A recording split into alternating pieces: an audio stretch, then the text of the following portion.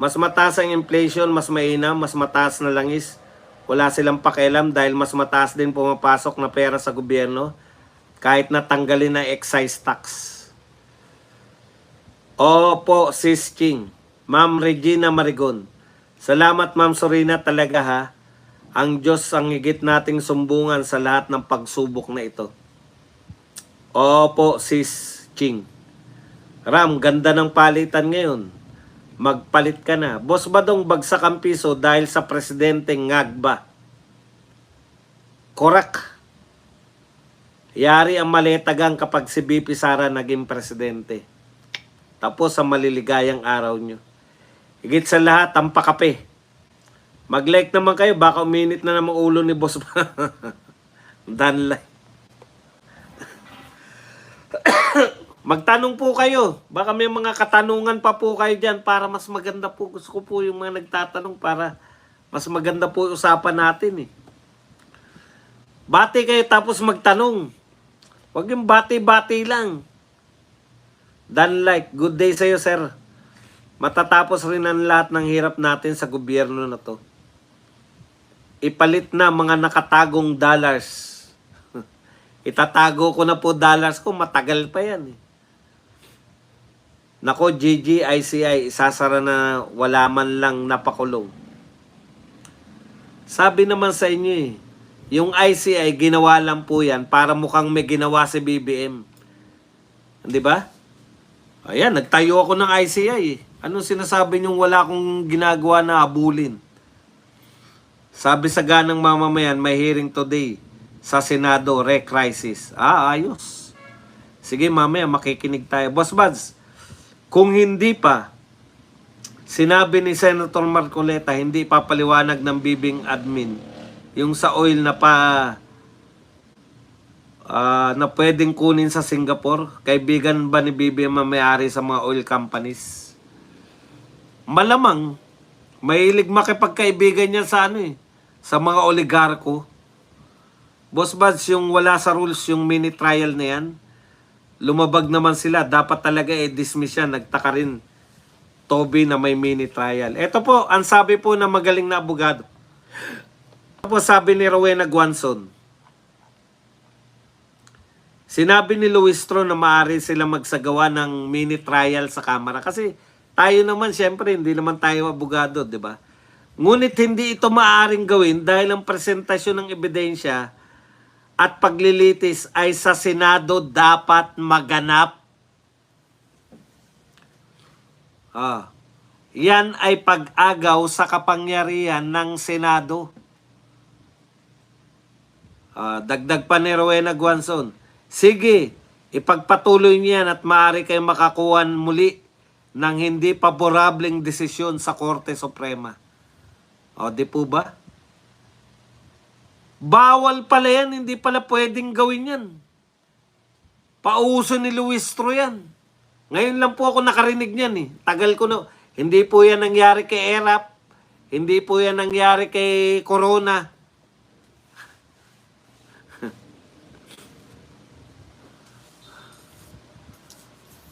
Totoo ba, Sir Buds, na maraming missile gagawin dyan sa Pinas ng mga kano?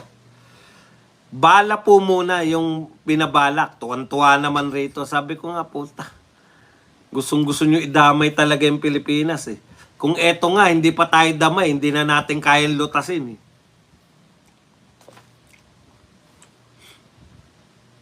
Dapat, kaya nga sabi ko, kung talagang gusto ninyo, no? Talagang gusto ninyo na ituloy pa rin yan, ipasa nyo na sa Senado.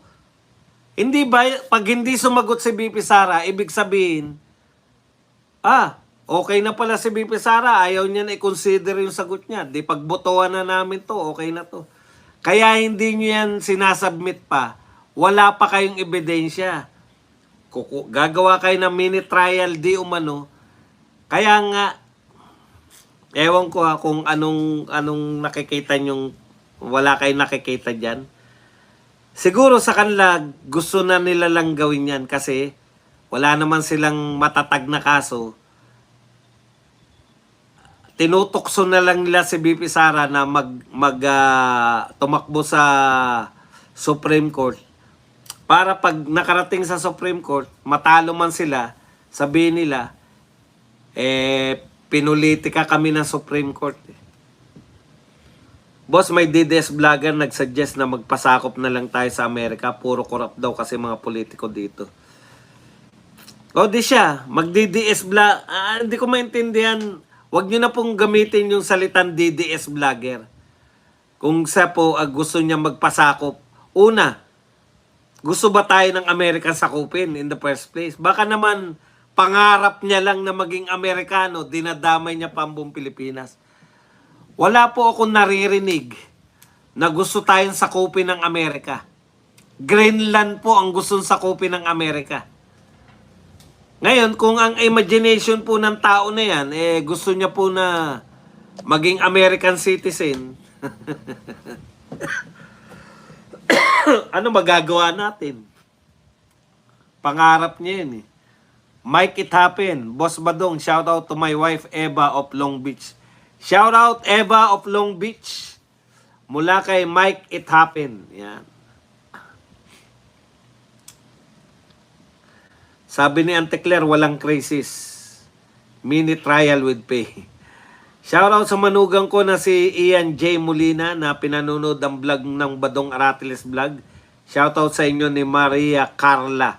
O shoutout J. Molina at Maria Carla na mga anak ni Minandro Manalansang. Yan. Sa impeachment court only ang hearing. Correct. Wala po ako nasaksihan na nag-hearing na sa House of Representatives. Naku, Yoko pasakop. Abby Queen. Mike It Happen, salamat sa pakulay. Never. Ayoko nga dito na ako pasakop. Di tayo sasakupin ng Amerika kasi walang mahita sa Pilipinas. Wag po kayong assuming. Ang hirap po niyan yung payag ka ba na sakupin tayo? Ang tanong, gusto ba tayong sakupin? Wag po kayong assuming. Tapos na po yung panahon na gusto tayong maging sakop ng Amerika. Boss Buzz, impeachment court ay sa Senate. Paano gagawa ng mini trial si Luis Tro? Ang trial may judge dapat, di ba? Senator judges ay nasa Senado. Di siya ang magagiging judge. Yung tanong mo, boss, kanina na paano na lang kung si BBM ang presidente ng pandemic. Malamang siguro walang Badong Aratiles channel at siguradong wala din kaming subscriber dahil wala na tayo sa mundo. True. Kasi hindi niya maiisip mag-lockdown eh. Ang bagal ng utak niyan eh. Ang hindi mag-like, kamukha ni Lisa Ismags. Joke lang po, love you guys. Lishen. Yung tanong mo, ayan. Thank you, Boss Bud, sa shoutout. Pugsits team. Correct, tapos na yung American Colonial long time ago. Grandstanding at salamat at siraan si BP. Sara Justice Com. Aim at and Maleta. Hindi po grandstanding lang yan. Wala po silang ebidensya. Kukuha po sila, kaya nga po isasampina nila yung mga bangko eh.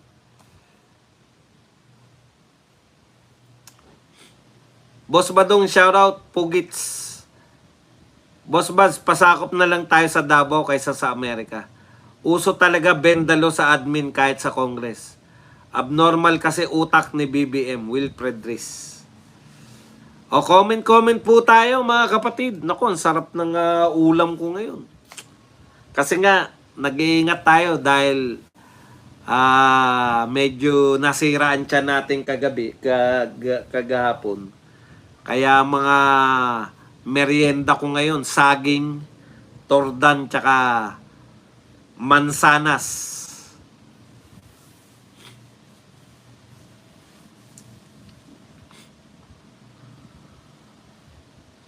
Mas malaki nga ang korupsyon ng mga Amerikanong gobyerno. Mas okay pa nga ang batas ng China sa mga korap. Happy B, Kong Pulong. Ay, birthday na ba ni Pulong ngayon? Happy birthday, Congressman Pulong.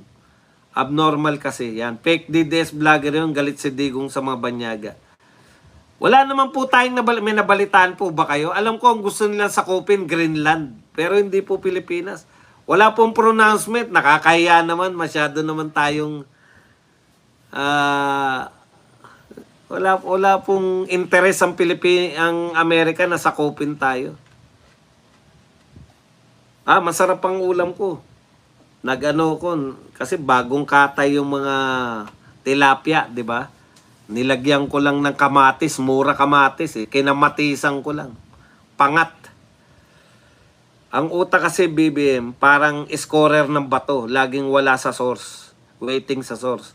Kung hindi, loading naman. Kuya Badong, bakit nga mag-mini trial sa lower house? Para ano? Regine, para makakuha nga ng ebidensya. Kasi wala silang ebidensya eh. Sinasabi nila, nagpayaman si BP Sara. Meron siyang unexplained wealth. Wala naman silang makita na maituro na unexplained. Kaya pinabubuksan nila ngayon yung bangko para pag nakita nila na malaki yung laman ng bangko at hindi dineklara sa salin, di ba? May paglabag na. O kaya unexplained wealth. Pangat na tilapia din ulam ko, Sir Bad, sa sampalok naman. Ako kamatis, pero may natira pa na sabaw na sinigang, nilagay ko na rin. Yun lang yun, Regine. Kukuha lang sila ng ebidensya. Ipapasobti pinatotestekum.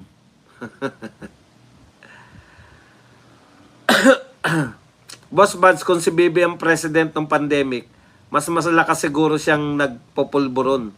Kasi nakatakip yung ilong ng pandemic, may tatago niya, sinisingot niya. Correct. Dapat harapin ang problema ni BBM. Tama, Boss Badong? Kung sinong gustong magpasakop dahil atat maging American citizen, sila na lang, wag na silang mandamay pa. Tsaka hindi naman po usapin, wala naman po nagsasabi ni isang politiko sa Amerika. Para po tayo makonsider na sakupin, meron man lang nagpapail ng bill sa Amerika na o kaya pronouncement si Donald Trump. Yung Greenland, gustong-gusto nila sakupin eh. Opo, Boss Badong. Pakain, Sir Bad, sarap ulam. Mga sinungaling, bakit pa tayo sasakupin ng kano? Nakukuha naman nila gusto nila. Kahit hindi tayo sakop, sakit lang ng ulo sa kanila yan. Boss, bakit tahimik ang Senado? Mga general sa ginagawa ng Kongreso kay BP Sara. Ayaw nga mag-imbestiga eh. Ayaw nga mag-imbestiga sa nakawan eh. Yung ginagawa ka pa kay BP Sara. Kalaban nila si BP Sara. Bakit naman nila tutulungan?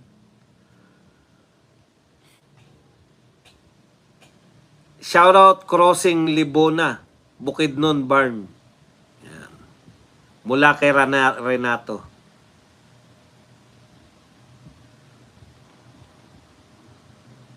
Pangat na tilapia sa Buds, prayer ko na sa'yo na buhay pa tayo pag presidente na si Sara. Bakit naman ang lakas-lakas pa natin? Sir Bad, saan banda yung US bases dyan sa Pinas? Marami po. Hindi naman sila tinatawag na bases, EDCA sites lang po ang tawag. Iniisip ko pa lang, wala pong anong tawag dito? Wala pong US bases na dito, EDCA sites na lang po. Kasi bawal na po yung US base. Pinalayas na po sila nung binasura yung treaty. Big salute to brilliant lawyer, Honorable Senator Attorney Rodante Marcoleta. Matalino, matapang at may integridad. Balingag talaga tong Luistro na to, sinasayang pa ang pera. Iniisip ko palang paggawa ng bala dyan, naawa na ako sa mga tao sa lugar na yun. Boss Bats, bakit sasakupin ng US yung Pinas? Una, may problema na sila sa mga tao nila. Pangalawa, nabibilog naman yung ulo ni BBM. Nakakapaglagay na ng EDCA sites, ang laki pa ng tariff ng Pinas. Gusto pa sakop sa US, si Robert De Niro nga. Minura niya si Trump sa Oscar Awards niya. Hindi na po, wala naman po sa usapin yan. Ewan ko kung paano nyo naisip na gusto tayong sakupin. Hindi po tayo gusto. Paano may imbestiga ng mga ex-marine, ang buhaya mismo ang may maleta na mag-imbestiga gaya ni Lacson at Soto. O, di ba? Amik. Pakaway-kaway na lang si Amik. Boss, hintayin na lang natin ang 2028 para kahit walang investigasyon, kulong na lang lahat. Hindi naman.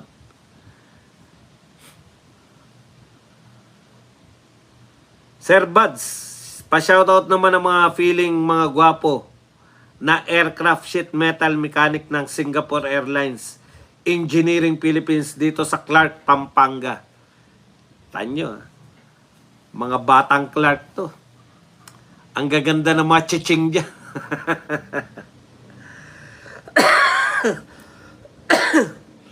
Ang gaganda ng mga chiching dyan. US bases bawal na, kaya EDCA sites na parang PDAP ginawang allocable.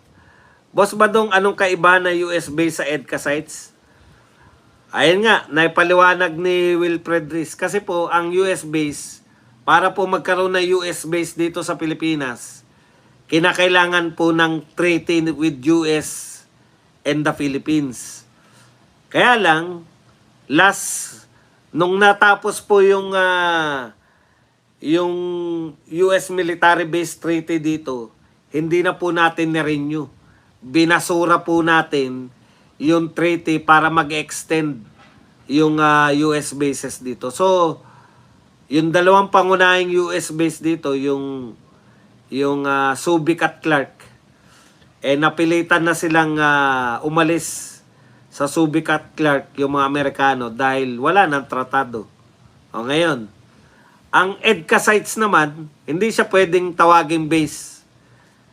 At sa US base kasi, US territory yun eh. Hindi po, kumbaga kanila yun, yung Subic at Clark, kanila talaga yun.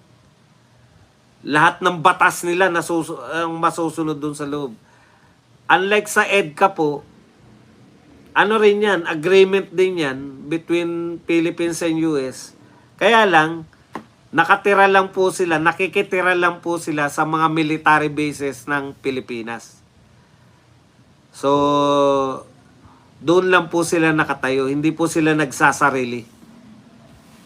Father Flaby, nabanggit yung pagsasarili. Hindi yan yung iniisip mong pagsasarili.